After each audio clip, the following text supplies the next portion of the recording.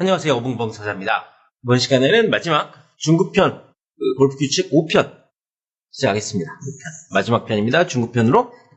자, 1번 문제.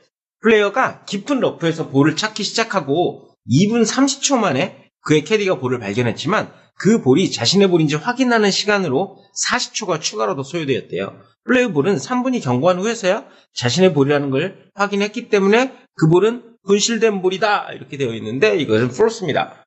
2분 30초. 볼을 찾는 시간은 3분이고요. 3분.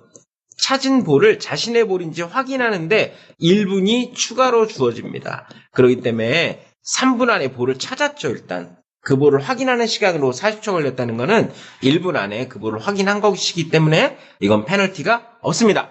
요거는 그 1분이라는 시간은 가이드북에 나와요.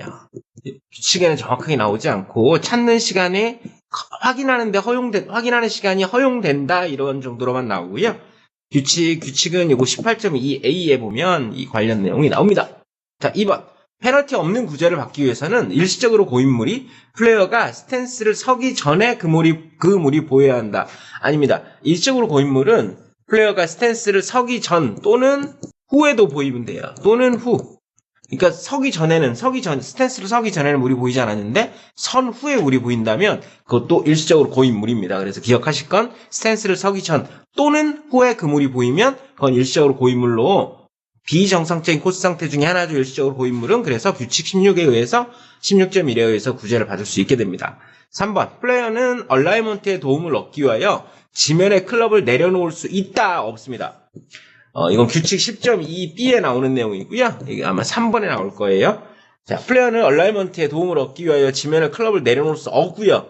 몸에 클럽이 내가 잡고 있는 상태에선 가능해요. 몸에 붙어 있거나 내가 잡고 있는 상태에서 얼라이먼트를 확인할 수 있지만 클럽을 내려놓는 순간 일반 페널티입니다. 그거를 치워도 페널티는 면할 수 없어요. 자, 4번. 매치 플레이 연장전에 참가하게 된 플레이어가 빠졌습니다. 자, 연장전에 참가하게 된 플레이어가 연장전이 시작되기 전에 자신의 코치에게 어드바이스를 요청할 수 없습니다. 매치 플레이 연장전은 기존 라운드의 연속이에요. 매치 플레이 연장전은 기존 라운드의 연속입니다. 라운드 중에는 어드바이스를 할 수 있는 사람은 플레이 캐디밖에 없습니다. 그래서 코치에게 어드바이스를 요청할 수 없고요. 만약에 스트로크 플레이였다면 스트로크 플레이 연장전은 새로운 라운드예요. 기존 라운드의 연속이 아니고. 그렇기 때문에 얼마든지 코치에게 연장전 시작되기 전에 어드바이스 요청할 수 있고, 만약에 매치 플레이 연장전에 참가하게 된 연장전 시작되기 전에 코치에게 어드바이스를 요청해서 어드바이스를 주고받았다면 어드바이스의 페널티는 뭐죠? 1번 페널티잖아요. 1번 페널티. 그러면 첫 번째 홀에 홀 패를 당하는 겁니다. 5번. A와 B의 매치 플레이에서 A의 티샷이 덤블 속으로 가서 프로비저널 볼로 플레이하기로 결정했다. 다음 중 올바른 플레이 순서는 매치 플레이뿐만 아니고 스트로크 플레이도 마찬가지고요. 이건 6.4C 플레이 순서에 나오는데 티인 구역에서 다시 플레이하는 경우에 대한 플레이 순서는 이게 프로비저널 볼이든 스트로크와 거리 구제를 받고 다시 치는 볼이든 모든 플레이어가 티샷을 끝낸 후에 자기는 해야 됩니다. 프로비저널 볼도 그렇고 스트로크와 거리 구제를 받고 치는 볼도 그렇고. 그렇기 때문에 답은 B 티샷 이후에 해야 되는 거고요. 만약에 4인이 플레이하는 스트로크 플레이라면 내가 A라면 B, C, D가 다 티샷을 끝낸 후에 할 수 있습니다. 자, 6번. 1번 홀에서 플레이어는 자신의 플레이에 실망하여 퍼터를 부러뜨렸대요. 플레이어는 부러진 퍼터로 남은 라운드를 페널티 없이 플레이할 수 있습니다. 이건 규칙 4.1에 나온 내용이죠. 4.1a에 손상된 클럽. 그러니까 손상된 클럽은 남용해서 손상했든 정상적인 사용으로 손상했든 손상된 클럽입니다. 남용해서, 그러니까 함부로 쓰다가 손상된 클럽은 교체하거나 수리할 수 없지만 사용할 수 있어요. 정상적인 사용으로 부러진 클럽도 그 라운드 동안은 정상적인 클럽으로 간주되기 때문에 사용할 수 있고요. 그러니까 손상된 원인과 관계없이 그 퍼터뿐만 아니고 어떤 클럽이든 그 클럽은 그 라운드 중엔 정상적인 클럽이기 때문에 사용이 가능합니다. 자, 7번. 플레이선이란 항상 보내고자 하는 방향으로의 직선을 의미하는 것은 아니다. 이거 아니죠. 그 용어의 정의에 보면 플레이선은 반드시 직선이어야 되는 건 아니다. 곡선일 수도 있다. 이렇게 나옵니다. 자, 8번. 퍼팅그린에 정지한 볼을 마크하려고 다가가는데 갑자기 강한 바람이 불어서 볼이 퍼팅그린 밖으로 굴러간 경우 플레이어는 원래의 지점에 다시 리플레이스 해야 된다. 아니죠. 규칙 이게 규칙 13.1D에 보면 퍼팅그린에서 우연히 움직인 볼이나 볼마커 이것도 나오고요. 규칙 9.3에 보면 자연의 힘에서 움직인 볼 이 관련이 나오는데 두 가지를 다 보시면 퍼팅그린에 정지한 볼이든 어디에 정지한 볼이든 마크하고 집 올리지 않은 볼이 자연의 바람이 불어서 움직인 볼은 볼이 정지한 새로운 지점에서 플레이하도록 돼 있어요. 하지만 만약에 플레이어가 원래 점에 다시 리플레이스 해야 되는 경우는 언제냐면 퍼팅그린에서 막하고 집 올렸던 볼을 다시 리플레이스 했는데 그 볼이 바람이 불어서 움직이면 반드시 원래의 지점에 다시 리플레이스 해야 됩니다. 자, 9번. 볼이 페널티 구역에서 분실되었을 가능성이 75% 정도 된다면 75% 정도 된다면 페널티 경기를 마지막으로 통과한 점을 기준점으로 페널티 없는 구제를 받을 수 없습니다.